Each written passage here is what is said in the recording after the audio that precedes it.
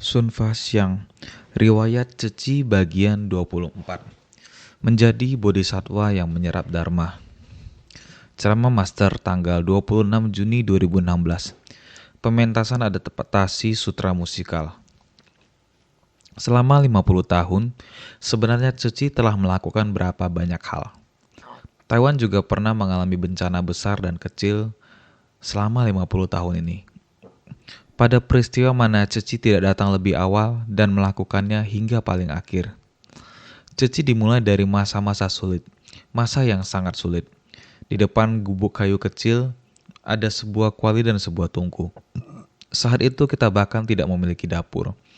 Setiap bulan kita akan melafalkan Sutra Baisaja Guru. Ceci didirikan dengan persamuhan Dharma. Setelah selesai melafalkan sutra, kami akan membagikan beras kepada orang-orang yang membutuhkan pada siang harinya. Kita harus memberi mereka makan sebelum mereka pulang. Namun saya sendiri juga kekurangan. Ada kalanya saya juga tidak memiliki beras untuk dimakan. Setiap bulan di saat itu kami harus meminjam beras dan memasak bubur asin dengan kuali besar.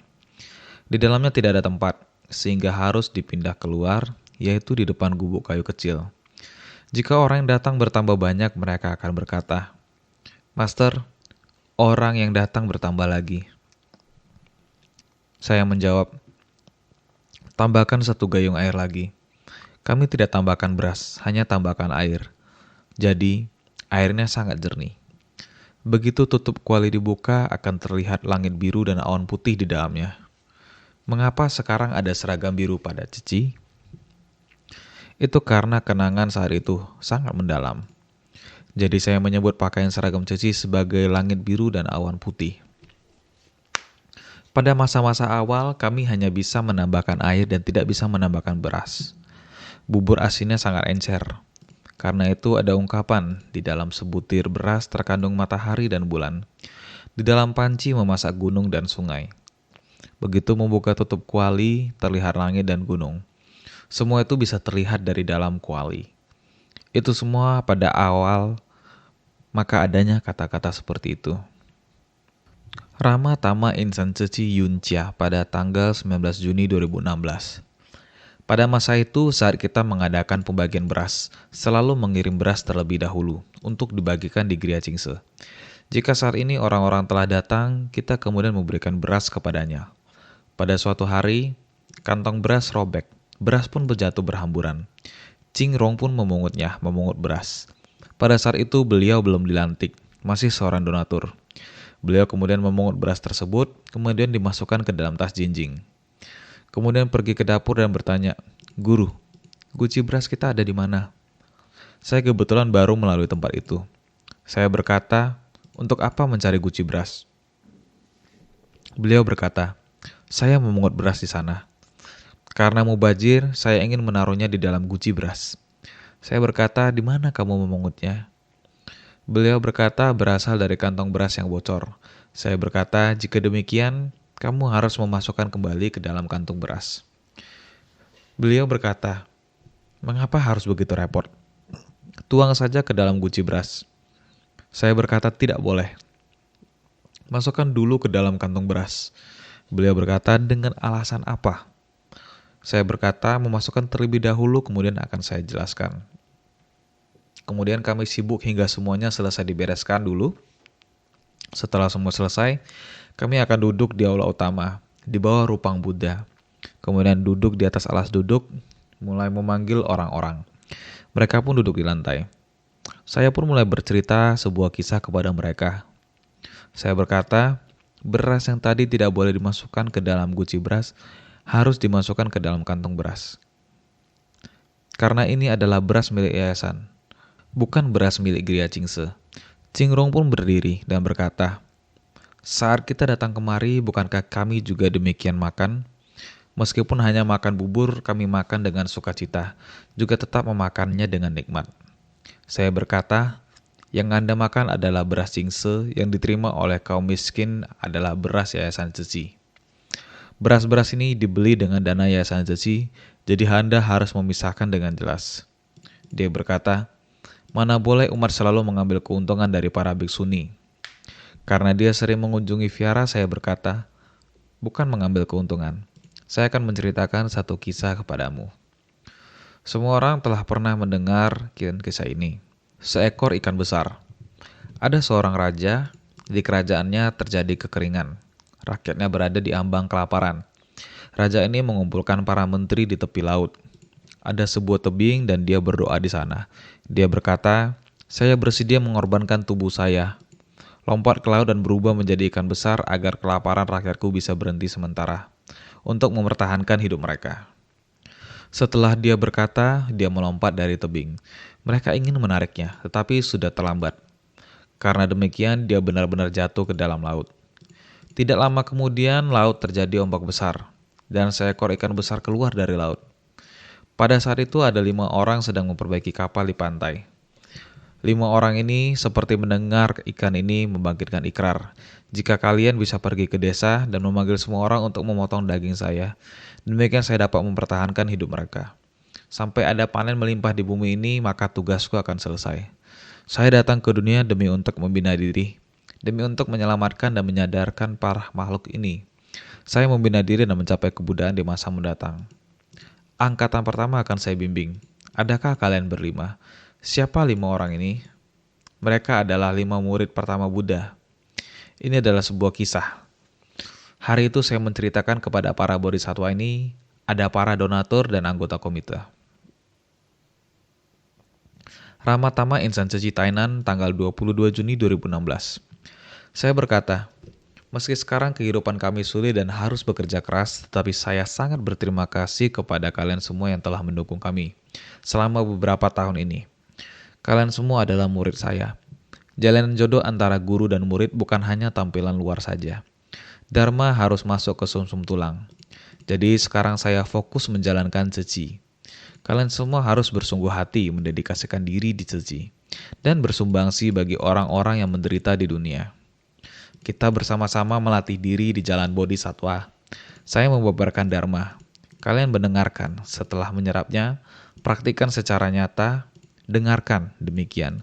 Kalian bisa mengembangkan kebijaksanaan dan cinta kasih kalian.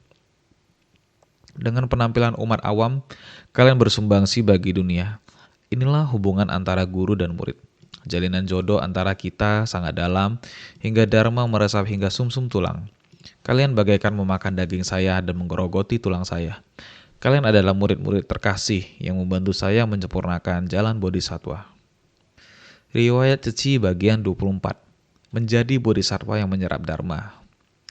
Kondisi dunia internasional 1985. Ahli klimatologi Inggris menunjukkan lubang pada lapisan ozon di atas kutub selatan yang diamati sejak tahun 1970. Tahun 1985, permainan Nintendo dari Jepang menjadi populer. Kondisi masyarakat Taiwan 1985. Pada Februari 1985, terjadi kasus korupsi kredit ke-10 yang merupakan kasus kriminal finansial yang paling serius di Taiwan pasca perang. September 1985, terjadi kasus pertama skandal minyak limbah yang diolah kembali menjadi minyak goreng. Pada Agustus 1984, ratusan orang melakukan ritual Namaskara untuk mendoakan kelancaran pembangunan rumah sakit. Pada Desember 1984, diadakan kegiatan bazar kali kedua untuk pembangunan rumah sakit. Januari 1985, kantor cabang Ceci Amerika Serikat resmi berdiri dan merupakan cabang Ceci pertama di luar negeri. Pada Maret 1985, demi menggalang pembangunan rumah sakit, Master membabarkan Sutra Bayi Sajia Guru di Taipei dan menggalakkan donor organ tubuh. Pada November 1985, program acara Dunia Ceci, Produksi Ceci ditayangkan di kanal CTS. Air Dharma Sutra Bayi Sajia Guru membersihkan batin. Ceramah Master tanggal 7 Februari 2002, pertemuan pagi relawan. Pada musim semi 1984, ada seorang Tuan Li di aula Jalan Lilin. Dengan kemurnian hatinya, dia telah membangun sebuah gedung di Jalan Jilin. Satu lantai di gedung ini sangat luas, dipakai sebagai aula pembabaran Dharma. Kantor cabang kita di Taipei adalah dibangun di aula Tuan Li ini. Di sanalah saya mengajarkan Sutra Baisaja Guru selama periode ini. Sangatlah tidak mudah. Banyak komite senior yang bergabung dengan kita. Ceramah pagi hari tanggal 21 September 2001. Suatu pagi hari, ada seorang wanita yang berusia sekitar 60 tahun. Pagi-pagi sekali sudah datang. Dia datang dengan senyuman di wajah. Dia berkata kepada saya, "Master, hari ini saya datang khusus untuk berterima kasih pada Anda." Saya bertanya, ada masalah apa? Dia berkata, selama ini Anda mengajarkan sutra Baisaja Guru di sini sehingga masalah dan kerisauan Anda teratasi. Sekarang tidak ada kerisauan di dalam batin saya. Saya berkata padanya, "Sangat bagus jika tidak ada kerisauan." Dia menjawab, "Iya. Sebelum saya mendengar sutra Baisaja Guru, saya tidak memiliki tujuan hidup dan ingin mengakhiri hidup saya." Saya bertanya, "Ada masalah apa sehingga membuatmu merasa hidup tidak berarti?" Dia berkata, begini ceritanya. "Karena saya hanya memiliki seorang putra. Ketika suamiku masih hidup, saya dengan suami saya sangat berusaha keras. Bisnis kami juga lumayan. Perusahaan berjalan dengan baik. Saya hanya memiliki seorang putra, saya selalu memanjakannya. Saya memberikannya bekal sampai dia lulus perguruan tinggi. Saya memintanya untuk mengambil alih perusahaan ayahnya, tetapi dia tidak menginginkannya. Menyuruhnya untuk pergi cari kerja, dia juga tidak mau. Karena tidak tega untuk memarahinya, tidak tega melihatnya menderita, dia mau berapa banyak uang saya akan memberikannya. Sampai pada akhirnya papanya meninggal. Perusahaan ini diambil alih oleh saya. Saya menyuruhnya untuk membantu saya. Ada kadang-kadang membantu saya menjaga. Dia mengatakan dia ingin berbisnis di luar dan harus bertemu dengan klien. Saya tidak tahu bahwa dia mengatakan mau keluar bersosialisasi dengan klien. Ternyata dia pergi untuk berjudi. Jika sudah kalah judi, maka akan pulang dan meminta uang ke saya. Ataupun akan pergi berhura-hura untuk minum.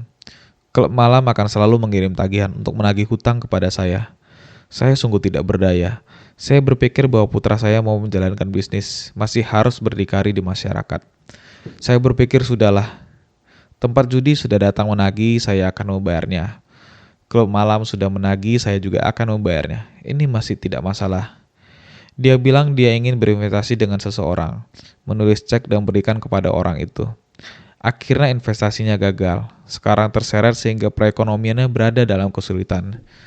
Dia meminta saya untuk memberikan buku cek saya kepadanya, guna membuka cek untuk orang lain. Karena ceknya sudah ditolak, tidak bisa digunakan lagi, jadi dia memintaku untuk memberikan cek saya kepadanya. Saya berpikir saat melihatnya hampir ditahan oleh penagih hutang, perusahaan sudah hampir bangkrut, saya berpikir bahwa dia akan belajar dari pengalaman ini.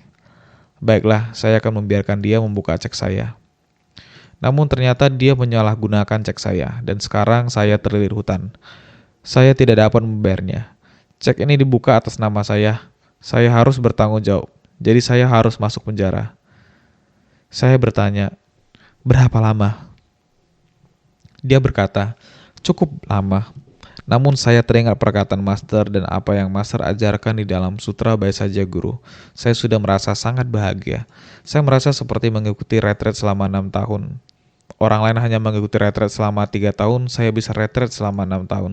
Saya sangat bahagia. Besok saya sudah akan masuk penjara.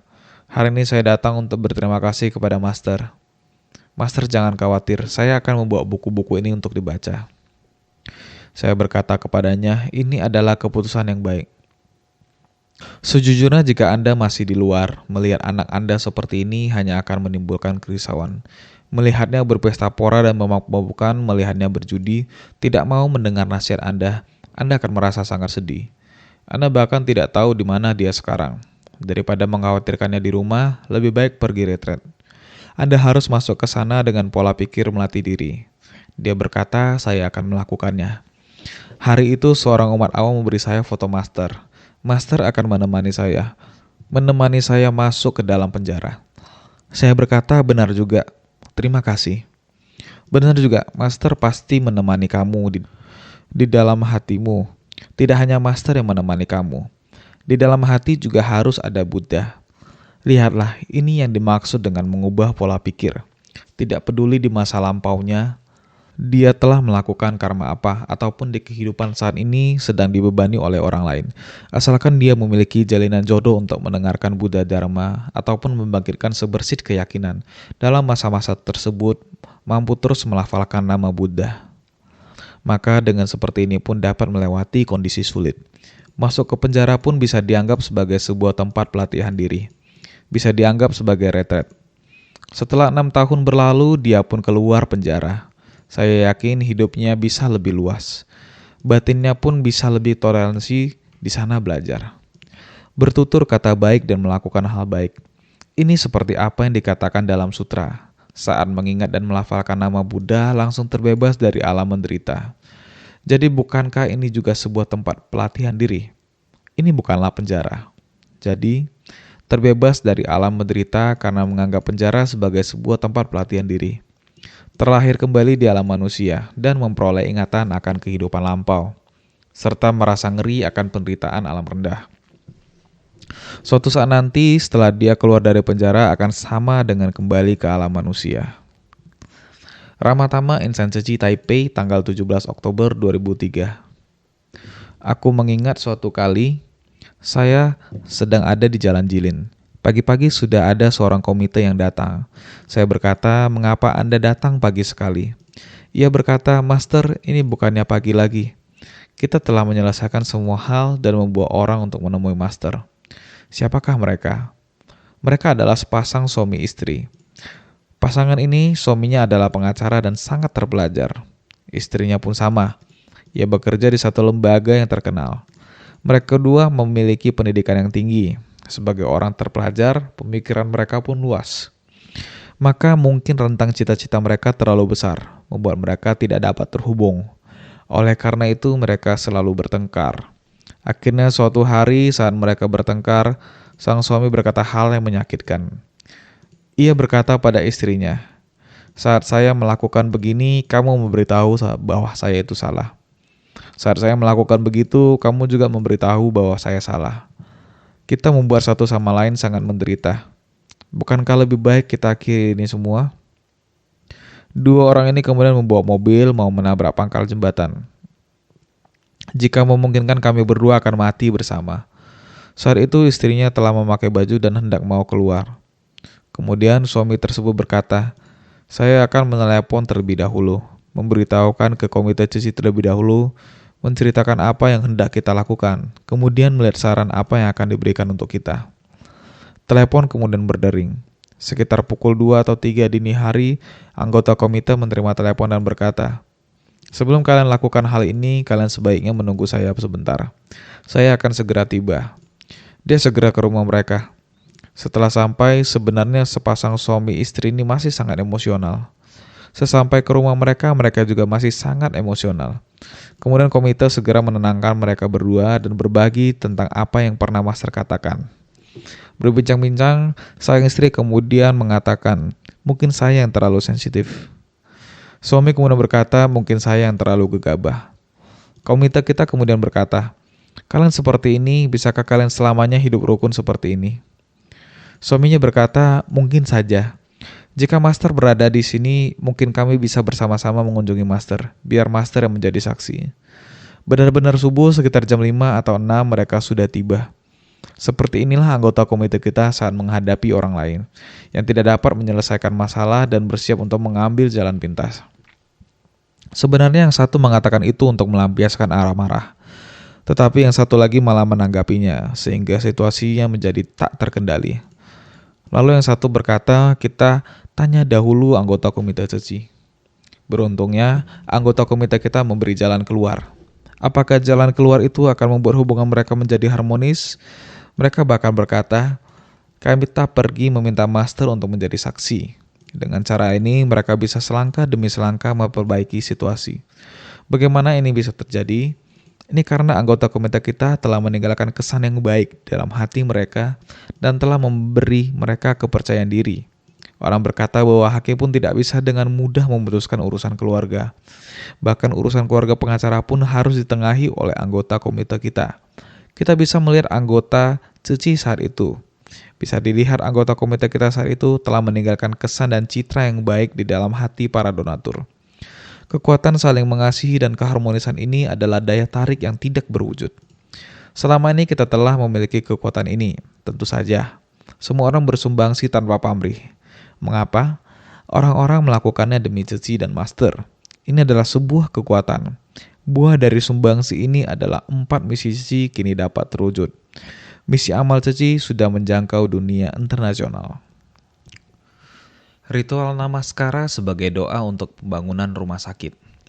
Ceramah Master tanggal 29 April 2016. Pertemuan pagi relawan. Insan Ceci memandang penting ulang tahun Ceci yang ke-50. Sehingga sejak awal April, para relawan terus melakukan ritual Namaskara setiap harinya. Atau setiap Sabtu dan Minggu, mereka melakukan ritual Namaskara. Setiap hari mendengar sekelompok orang yang melakukan ritual Namaskara dengan tulus.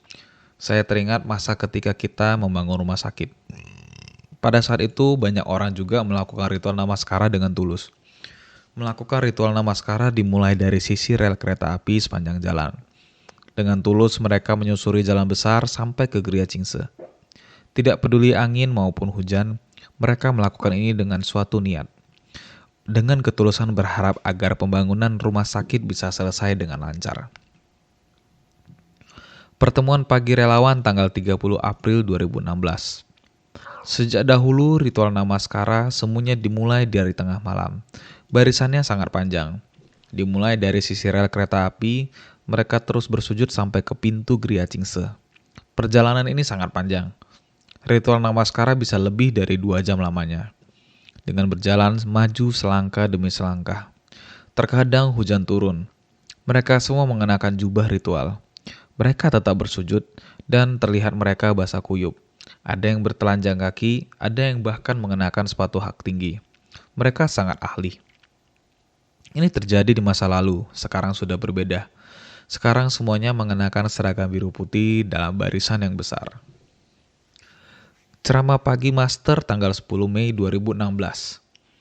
Para relawan senior mengingat kembali bagaimana mereka giat bersemangat pada masa awal, mendengar Dharma, dan ketika memperhatikan dengan tindakan nyata. Mereka kembali ke Gria Cingse untuk melakukan ritual Namaskara dan mendekati Dharma. Setelah mendekat dengan Dharma lalu mempraktikkan dengan tindakan nyata, dalam sekejap puluhan tahun telah terlewati. Bagi orang-orang yang mendekati umur parubaya, belum pernah ada giat bersemangat dalam ritual Namaskara. Mereka mengingat kembali pada masa awal, bagaimana komite senior membimbing dia, serta mendeskripsikan bagaimana mereka giat bersemangat.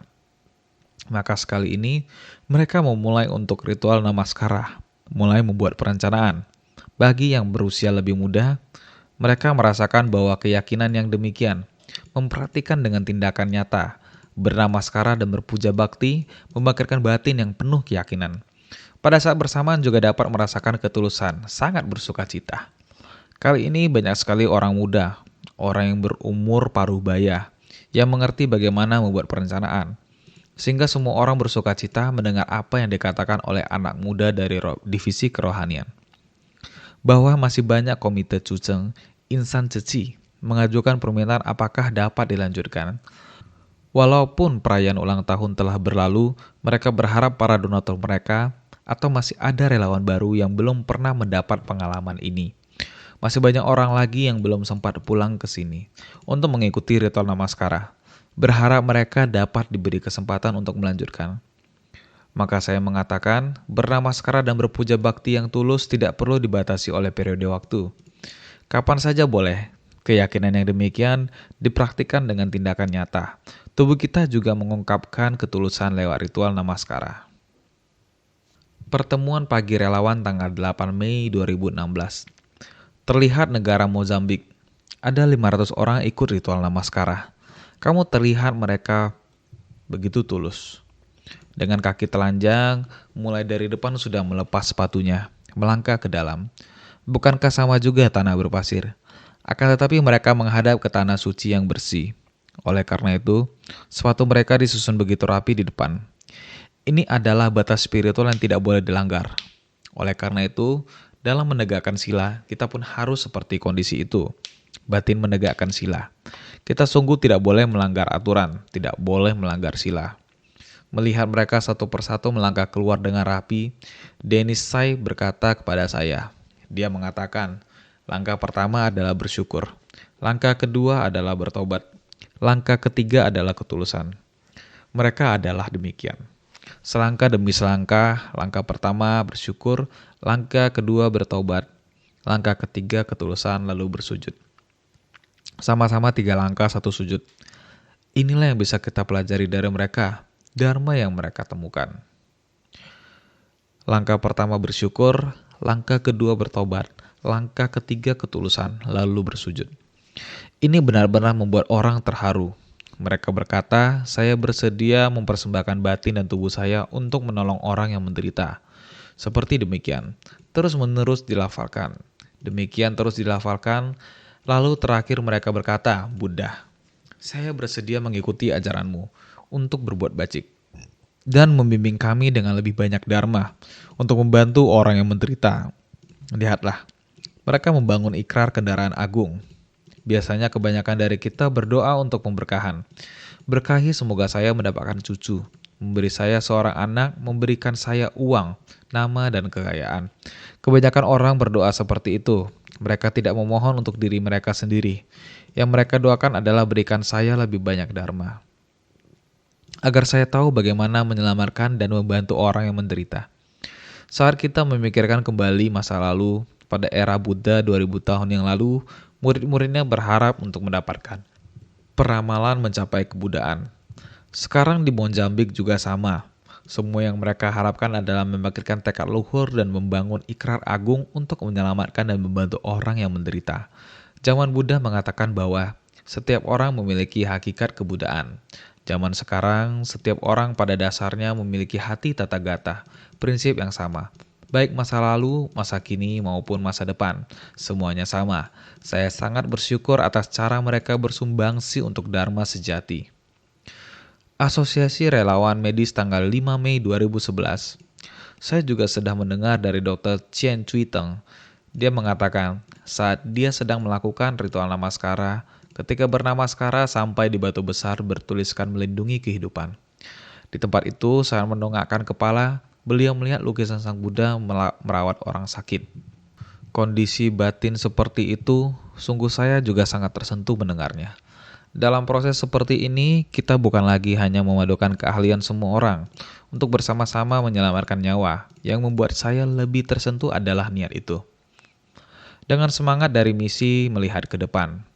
Dulunya rumah sakit Kristen ataupun rumah sakit Katolik, mereka sangat awal. Mereka sudah membina dokter dan membina perawat. Agama mereka masuk ke Taiwan. Saat awal masuk adalah melalui pengobatan dan menyebarkan ajaran. Oleh karena itu, sangat banyak aktivitas amal di Taiwan, sangat banyak dikerjakan oleh organisasi Kristen dan Katolik. Oleh karena itu, bakat mereka terpupuk dengan sangat baik. Tapi pada awalnya, sama sekali tidak ada dokter. Kita tidak ada pembina orang berbakat. Jadi untuk sementara waktu, semua datang dari institusi yang berbeda. Sungguh merasa sangat tersentuh. Tapi sekarang melihat 6 rumah sakit kita semua sangat sejalan dengan budaya humanis misi kita. Budaya humanis ini bukan hanya mengatakan cinta kasih. Perbuatan cinta kasih universal tanpa mementingkan diri sendiri semacam itu. Setiap orang mewujudkan kesatuan ini. Mewujudkan kesatuan sungguh sangat bersyukur. Pertemuan pagi relawan tanggal 30 April 2016. Kita hendaknya setulus hati menyampaikan doa agar terdengar oleh para Buddha dan Bodhisattva. Kita harus berdoa untuk dunia. Harapan saya sekarang, jika seandainya ada orang yang bertanya kepada saya, Master, apa harapan Anda tahun ini? Saya tetap akan menyebarkan kepada semua orang bahwa harapan saya adalah menyucikan hati manusia. Harus menyacikan hati manusia. Jika hati manusia tidak suci, akan menimbulkan banyak bencana akibat ulah manusia. Beberapa tahun ini kita telah melihat banyak imigran yang kehilangan tempat tinggal. Proses mengungsi mereka dipenuhi dengan kesulitan. Jadi bagaimana kita bisa memadamkan bencana akibat ulah manusia dan membiarkan orang-orang kembali ke rumah dengan aman? Satu-satunya jalan adalah dengan menyucikan hati manusia. Jadi tahun ini saya masih sama, berharap untuk menyucikan hati manusia. Terlebih lagi saya ingin berdoa untuk keharmonisan masyarakat. Jika hati manusia tidak suci, maka masyarakat sulit untuk harmonis. Ceramah ritual Namaskara tanggal 2 Juli 2016. Semua orang dengan ketulusan hati kembali ke kampung halaman batin. Ketika terdengar di luar sedang melantungkan nama Buddha dengan serentak, bisa membayangkan bagaimana orang bersujud. Dan sebersih niat pikiran itu, niat pikiran yang sama. Sebersih niat pikiran yang penuh ketulusan hati ini dapat menjangkau para Buddha dan Bodhisattva. Para Bodhisattva ini sungguh membuat orang tersentuh. Para pelindung Dharma seharusnya juga tersentuh. Namun kita harus mempertahankan sebersih niat pikiran ini untuk selamanya. Dalam perjalanan singkat yang hanya berlangsung kurang lebih 1 jam. Seharusnya ke depannya kita juga harus senantiasa mempertahankan pikiran yang bebas dari noda. Hanya ada sebersih niat yang tulus menghadapi tujuan Anda, yakni kampung halaman batin Anda, berjalan ke arah sifat hakiki Tathagata di hati setiap orang. Berdirinya kantor cabang Tzu Amerika Serikat. Ceramah Master tanggal 21 Januari 2011, pertemuan pagi relawan. California, Amerika Serikat, tanggal 21 Januari adalah berdirinya Tzu di California, Amerika Serikat. Sebutir benih ini mulai didirikan di Amerika Serikat. Ini semuanya melalui pendaftaran Tzu secara resmi di Amerika Serikat hari itu, yaitu tanggal 21 Januari 1985. Asosiasi Relawan Tzu 3 Februari 1985. Organisasi amal Tzu dimulai dari wilayah Hualien ini dan berkembang hingga ke seluruh Taiwan. Saya sekarang ingin mengumumkan sebuah berita kepada para hadirin. Tzu di Amerika Serikat telah secara resmi didirikan, telah berdiri. Kantor cabang organisasi amal kita di tempat itu secara resmi terdaftar sebagai lembaga non-profit. Ini semua terwujud berkat tekad dan kerja keras Ching Nien di Amerika Serikat. Sangat membangkitkan tekad dan sangat tekun. Saya tidak takut kerja keras, melakukan segala sesuatu dengan sungguh-sungguh, membuat ideologi Tzu dan semangat ajaran Buddha dikembangkan dengan kesungguhan hatinya. Mereka terkadang memanfaatkan hari Minggu. Suami istri berdua mengendarai mobil hanya demi untuk menggalang seorang donatur. Menggalang mobil selama 4 jam, demikian dengan sepenuh hati memperkenalkan semangat Tzu. Boleh dikatakan jalur Tzu di Amerika Serikat benar-benar dijalankan oleh mereka. Dijalani hingga mendapatkan tanggapan dari masyarakat Cina yang merantau ke Amerika Serikat. Satu hal lagi juga dikatakan bantuan yang paling besar yaitu Taiwan. Kita antusias dari semua orang. Semangat persatuan telah membawa pengaruh lewat media massa sehingga di Amerika mereka mengatakan sering melihat berita kita. Surat kabar di Amerika sering melaporkan berita mengenai kita sehingga di Amerika ini juga merupakan kekuatan di media massa. Singkat kata, jalan Tzu, jalan berada di dekat, dijalani oleh kekuatan kita semua. Yang berada jauh juga memegang tekad dan berupaya keras untuk membangun fondasi dasar di tempat tersebut. Sehingga saya memberikan laporan kepada semuanya, apakah kalian juga merasakan sukacita? Yayasan Tzu yang kita dirikan telah berkembang sampai Amerika. Ini merupakan hal yang paling bahagia, suatu hal yang sangat menggembirakan. Camp Staff Rumah Sakit tanggal 27 November 2015. Sangat berterima kasih adanya Si Yuan dan Ching Nien dan juga Nenek Lin Wan Xiu Chin. Mereka pada saat itu, selanjutnya adalah Stephen Huang dan Cici. Mereka demikian, sepanjang jalan menebarkan benih cinta kasih, membangun TK Lihur, membuka jalan besar. Jalan Bodhi yang besar juga demikian dimulai sampai sekarang. Di benua Amerika yang luas, termasuk Amerika Tengah dan Selatan. Mereka menjalaninya sedemikian, di seluruh belahan bumi, menebarkan benih cinta kasih. Setiap orang meneladani hati Buddha dan tekad guru. Dengan terdaftarnya kantor cabang saat itu, kita baru bisa berkembang begitu luas. Hanya Amerika sudah merupakan sebagian besar dari belahan bumi. Demikian satu persatu benih terus disebarluaskan. Benar-benar sungguh bersyukur dan mengharukan. Sekarang kita sudah berada di seluruh dunia, membuka jaring bodhisattva.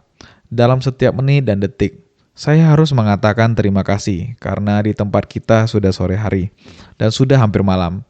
Orang yang bekerja juga hampir pulang kerja. Tetapi pada saat ini di tempat lain, langitnya baru mulai terang. Mereka bersiap-siap akan pergi bekerja. Sehingga ketika kita di sini beraktivitas, di sana baru mulai beraktivitas. Di sana beristirahat, di sini kita baru mulai beraktivitas. Cinta kasih di seluruh dunia terus-menerus dikembangkan, melayani orang. Sumbangsi penuh cinta kasih ini, insan suci di seluruh dunia adalah sama. Sehingga kita pada proses ini mengatasi kesulitan selangkah demi selangkah. Sebenarnya sampai kapan baru tidak ada kesulitan? Saya yakin semangat untuk mengatasi kesulitan harus ada selamanya.